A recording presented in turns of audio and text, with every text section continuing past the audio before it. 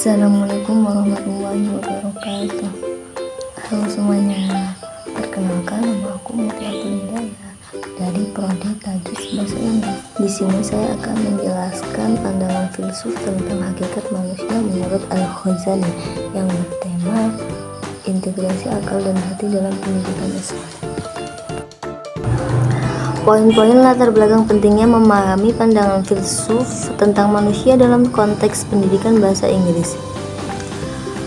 Pemahaman tentang hakikat manusia sebagai dasar pendidikan. Bahasa sebagai cerminan kemanusiaan. Pendidikan harus berorientasi pada pengembangan potensi manusia, menumbuhkan kesadaran budaya dan nilai kemanusiaan global, membangun peran guru sebagai pembimbing dan fasilitator kemanusiaan, menjadi landasan bagi pendekatan dan metode pengajaran.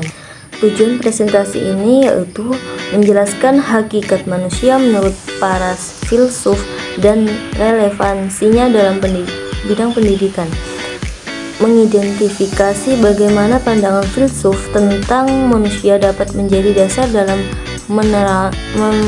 merancang pembelajaran bahasa Inggris yang humoris, menunjukkan hubungan antara filsafat manusia dan pengembangan potensi peserta didik dalam pengajaran bahasa, mendorong guru dan siswa untuk melihat pembelajaran bahasa Inggris tidak hanya sebagai keterampilan akademik, tapi juga sebagai sarana membentuk karakteristik, nilai, dan identitas.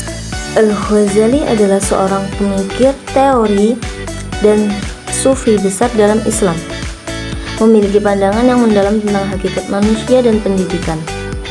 Ia melihat manusia bukan hanya sebagai makhluk rasional yang memiliki akal, tetapi juga makhluk spiritual yang memiliki hati atau qalbu dan jiwa atau ruh.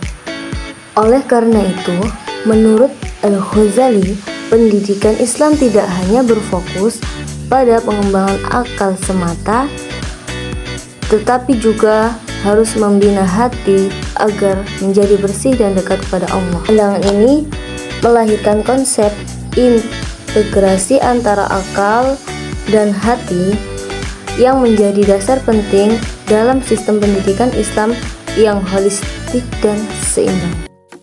Pandangan tentang manusia menurut Al-Ghazali. Al-Ghazali memandang manusia sebagai makhluk spiritual dan rasional yang memiliki yang pertama ada jasad atau tubuh. Tubuh merupakan wadah yang digunakan manusia untuk berinteraksi dengan dunia fisik. Dunia membutuhkan pemeliharaan, namun bukan aspek utama dari kemanusiaan. Yang kedua ada akal intelektual. Akal adalah anugerah Allah yang membedakan manusia dari makhluk lain. Melalui akal, manusia mampu berpikir, memahami, dan menimbang baik dan buruk. Akal merupakan sarana untuk mencari kebenaran dari ilmu pengetahuan. Yang ketiga ada hati atau qalbu, jiwa batin. Hati menurut Al-Ghazali adalah pusat kesadaran spiritual dan moral manusia. Ia menjadi tempat lahirnya niat, keikhlasan, dan iman. Jika hati bersih, maka seluruh perilaku manusia akan baik. Tapi jika hati rusak, maka seluruh amalnya akan rusak pula. Tujuan pendidikan. Tujuan utama pendidikan itu bukan sekedar memperoleh ilmu duniawi, tapi juga untuk mendekatkan diri kita kepada Allah dan memperbaiki akhlak, serta dengan nilai-nilai moral dan spiritual. Lalu ada metode pendidikan. Proses pendidikan ini mencakup dua aspek. Yang pertama, aspek intelektual melalui kegiatan berpikir, membaca, berdiskusi, dan menalar. Yang kedua ada aspek spiritual melalui ibadah seperti zikir, muhasabah, dan pembinaan akhlak. Dengan cara ini, pendidikan akan melahirkan keseimbangan antara kecerdasan dan kesalahan. Lalu ada peran guru. Guru menurut Al-Ghazali itu adalah murabbi, yaitu pendidik sekaligus pembimbing spiritual. Guru harus menjadi teladan dalam keikhlasan, ketawadukan, dan akhlak mulia, dan tidak hanya mengajar ilmu tetapi juga harus mendidik hati muridnya. Lalu ada peran peserta didik. Peran peserta didik itu tidak hanya menuntut ilmu secara rasional, tetapi juga harus melatih diri dengan ibadah, adab, dan keikhlasan. Mereka tuh harus membersihkan hati dan sifat sombong dan ria agar ilmu yang diperoleh itu membawa manfaat. Belajar menurut Al-Ghazali. Al-Ghazali menekankan bahwa proses belajar harus mencangkup dimensi intelektual dan spiritual. Belajar bukan hanya kegiatan berpikir, tetapi juga berproses penyucian diri. Nah, yang pertama ada niat yang ikhlas. Belajar harus diniatkan untuk mencari ridho Allah, bukan semata-mata mencari kedudukan atau tahta.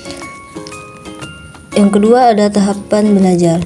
Belajar dilakukan secara bertahap, mulai dari yang dasar hingga yang tinggi, sesuai kemampuan dan kesiapan hati peserta didik.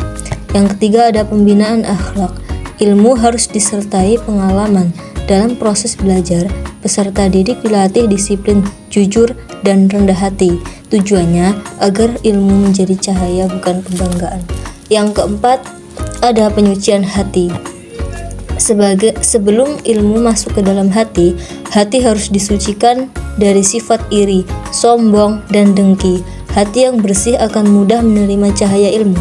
Yang kelima ada keteladanan guru. Al-Ghazali menegaskan bahwa guru adalah model perilaku. Proses belajar akan lebih efektif bila siswa melihat contoh nyata dari gurunya dalam beribadah dan berakhlak. Yang keenam ada keseimbangan antara akhlak dan hati dalam belajar. Proses belajar harus mengasah logika dan penalaran, namun juga harus disertai zikir, doa, dan perenungan.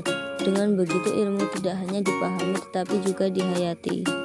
Contoh nyatanya yaitu yang pertama ada pendekatan pesantren yang mendekatkan ilmu pengetahuan agama sekaligus akhlak adalah contoh konkret dari pandangan Al-Ghazali. Dan yang kedua ada di Universitas Islam, integrasi ilmu umum dan agama itu mencerminkan pendekatan Al-Ghazali terhadap dunia dan akhirat.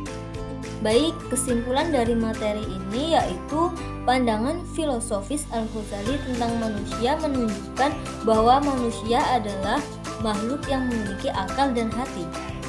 Keduanya itu harus berfungsi secara seimbang. Pendidikan Islam harus diarahkan untuk mengembangkan kedua aspek ini agar menghasilkan manusia yang berilmu, beriman, dan berakhlak mulia. Integrasi akal dan hati dalam pendidikan Islam menegaskan bahwa ilmu tanpa iman akan menyesatkan dan iman tanpa ilmu akan lemah. Oleh karena itu, keseimbangan keduanya itu merupakan kunci keberhasilan pendidikan sejati menurut Al-Ghazali. Sekian presentasi dari saya akhiri. Wassalamualaikum warahmatullahi wabarakatuh.